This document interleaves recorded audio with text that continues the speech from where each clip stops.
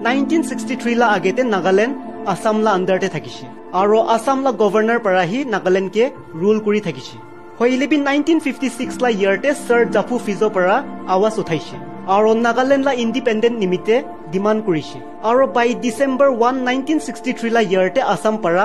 নাগাল্যান্ড আলাগ হৈ যাইছে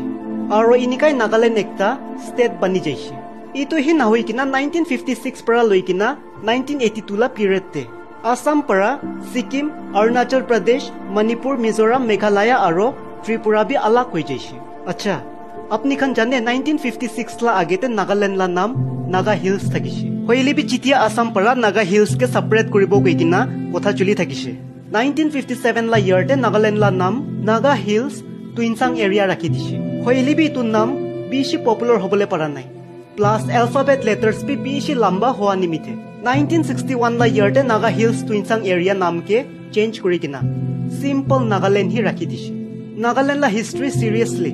বেছি ইন্টাৰেস্টিং আছে আৰু জানে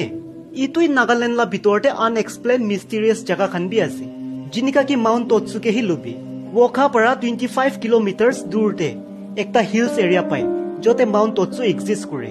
আৰু ইটো জায়গাটো হইলে টুৰিষ্ট খান নিমিতে পাৰফেক্ট স্পট আছে হাইকিং নিমিতে আৰু বিৰাবলে বি হইলিবি জানে